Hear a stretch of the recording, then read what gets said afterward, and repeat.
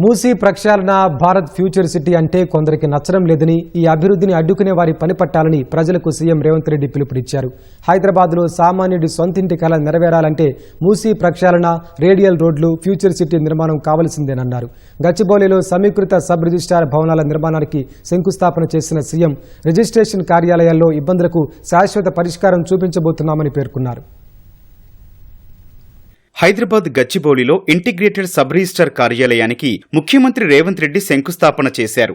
అంతర్జాతీయ స్థాయిలో హైదరాబాద్ కు గుర్తింపు రావడానికి ఆనాటి కులీ కుతుబ్ షాహీ నుంచి నేటి వరకు ఎంతో మంది కృషి చేశారన్నారు. ప్రపంచ ప్రసిద్ధిగాంచిన కంపెనీలు ఇక్కడికొచ్చాయంటే ముఖ్యమంత్రుల దూరదృష్టే కారణమన్నారు. ఇంటిగ్రేటెడ్ సబ్ రిజిస్టర్ కార్యాలయాల నిర్మాణంతో రిజిస్ట్రేషన్ కార్యాలయాల్లో ఇబ్బందులకు శాశ్వత పరిష్కారం చెప్పబోతున్నామని స్పష్టం చేశారు. రాష్ట్ర అవతరణ దినోత్సవం నాటికి 11 ఇంటిగ్రేటెడ్ సబ్ రిజిస్టర్ కార్యాలయాల నిర్మాణం పూర్తి చేయాలని మంత్రి పొంగులేటి శ్రీనివాసరెడ్డికి లక్ష్యం నిర్దేశించారు.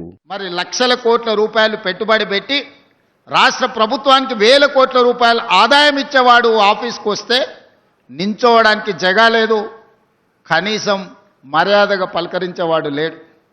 వాళ్ళనేదో దొంగల్ని చూసినట్టుగా, లేకపోతే వాళ్ళు ఏదో తప్పు చేస్తే, నేరం చేస్తే సబ్ రిజిస్ట్రార్కి వచ్చినట్టుగా మనం పరిస్థితులు ఉన్నాయి. ఈరోజు ఈ విధానంలో మార్పు రావాలి, మన ఆలోచన దూరంలో మార్పు రావాలి. అందుకే ఈరోజు ఇక్కడ 3 ఎకరాల పైగా స్థలాన్ని 50,000 స్క్వేర్ ఫీట్లో ఒక 5 స్టార్ హోటల్కి వెళ్తే, ఒక ఇంటర్నేషనల్ ఎయిర్పోర్ట్కి వెళ్తే ఎంత గౌరవంగా మర్యాదగా వసతులు ఉన్నాయో ఆ స్థాయిలో ఈరోజు ఈ సబ్ రిజిస్ట్రార్ కార్యాలయాన్ని ఇక్కడ నిర్మించాలని నిర్ణయం తీసుకున్నాం.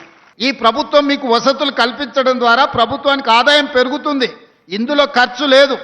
శ్రీనివాసరెడ్డి గారు, మీరు ఏదైనా అనుకుంటారో మీకు పెట్టే ఖర్చు అయినది, ఇది మీరు ఎంత పెడితే అంత ఆదాయం వస్తుంది. ఇది రాబోయే 10 ఏళ్లలో ఫ్యూచర్ సిటీ నిర్మాణంతో 2034 కల్లా అందరూ హైదరాబాద్ సిటీకొచ్చేలా చేస్తామని సీఎం రేవంత్ రెడ్డి స్పష్టం చేశారు. మూసీ ప్రక్షాళన, భారత్ ఫ్యూచర్ సిటీ నిర్మాణం కొంతమందికి ఇష్టం లేదన్న సీఎం ఆనాడు హైటెక్ సిటీ, శంషాబాద్ విమానాశ్రయ నిర్మాణాన్ని సైతం కొంతమంది ఇలాగే అవహేళన చేశారన్నారు. గోదావరి జలాలను తీసుకొచ్చి 365 రోజులు మూసీలో నీరుండేలా రివర్ ఫ్రంట్ అభివృద్ధి చేస్తామని స్పష్టం చేశారు. మధ్యతరగతి ప్రజల కోసం నగరంలో రాజీవ్ స్వగృహ భవనాలు నిర్మించాలని నిర్ణయించారు తెలిపారు. ఒక నైట్ ఎకానమీని మూసీ పరివాహక ప్రాంతంలో ఈరోజు మనం ప్రారంభించాలనుకుంటున్నాం. అది చెయ్యాలంటే అక్కడ ఎలివేటెడ్ కారిడార్ రావాలి, అక్కడికి మెట్రో రైలు రావాలి, అక్కడ మూసీలో ఉన్న మురికిని తొలగించాలి. ఈరోజు మూసీలో మురికి తొలగించాలి అంటే వానలు వచ్చినప్పుడు వరదలు రావడము, మన కాలనీలలో ఉన్న బురద మూసీలో కొట్టుకుపోవడం కాదు. గోదావరి జలాలను 20 టీఎంసీలు తీసుకొచ్చి ఉస్మాన్ సాగర్, హిమాయత్ సాగర్లో ఆ నీటిని ప్రవహింపజేసి 365 రోజులు మూసీలో నీళ్లు ఉండేటట్టుగా రివర్ ఫ్రంట్ డెవలప్ చేయడం ద్వారా మన తెలంగాణ రాష్ట్ర ఎకానమీని ఈరోజు ప్రపంచంతో పోటీ పడే విధంగా తీర్చిదిద్దాలనుకుంటున్నాం. ఈరోజు మూసీ ప్రక్షాళన కొంతమందికి ఇష్టం లేదు, భారత్ ఫ్యూచర్ సిటీ నిర్మాణము కొంతమందికి పసందు కావట్లేదు. ఎవరైనా ఈ అభివృద్ధికి అడ్డుకునే వాళ్ళను అడ్డుకట్టేయాల్సిన బాధ్యత మీరే తీసుకోవాలి. ఎందుకంటే నేను పనిలో నిమగ్నమై ఉంటా, అట్లాంటి దొంగల్ని పట్టుకోవాలంటే నాకు కొంత సమయం సరిపోతలేదు. ఆ దొంగల్ని పట్టుకునే పని మీరే చేయాలి. అభివృద్ధిని అడ్డుకున్నాడు అని అంటే మనకు శత్రువే. అభివృద్ధి చేసేటప్పుడు పేదలకు ఎట్లా న్యాయం చేయాలనో సూచన చేయండి.